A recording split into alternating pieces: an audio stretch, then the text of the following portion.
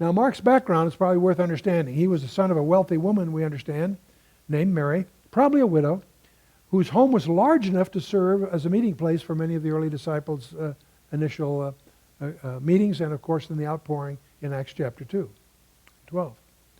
And the rich young ruler questioning Christ about what he needed to inherit life. Remember that? And that'll show up in Mark 10. Many suspect that rich young ruler is Mark himself, by the way. And Mark includes a detail that Matthew and Luke failed to mention. And Jesus, looking upon him, loved him. That's a detail Mark adds in his rendering of that in Mark chapter 10 when we get there. So that's why from the early church on they suspected, they don't know this, but they suspect that rich young ruler may have been Mark himself.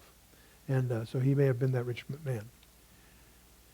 An early church tradition also suggests that Mark was a certain young man who followed Christ right up to his entry into the house of the high priest. And then when the guards tried to lay hold of him, he left the linen cloth that he's clothed in their hands and he ran off naked.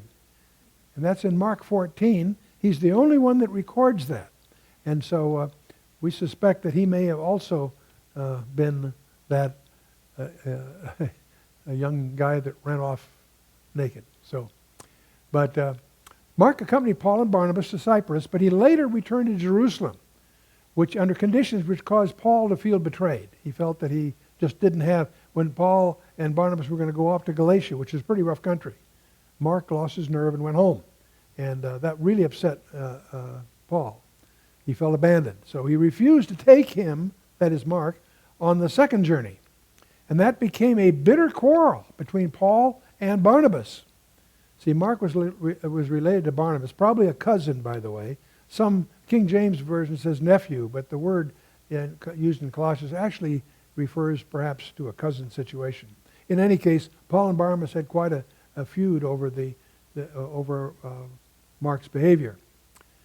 But Paul and Mark later on do get reconciled, because when he was in prison in Rome, Mark served as his aide and then a delegate to an important mission in Asia Minor. It's all it shows up in the epistles.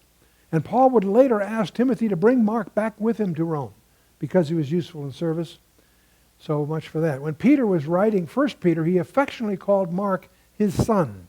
So we suspect that Peter regarded Mark very specially. He may have been the one that originally led Mark to the Lord. So that's a speculation.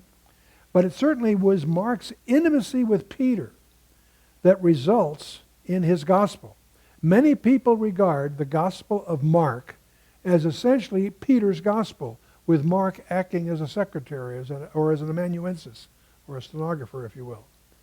So that's a widely held view.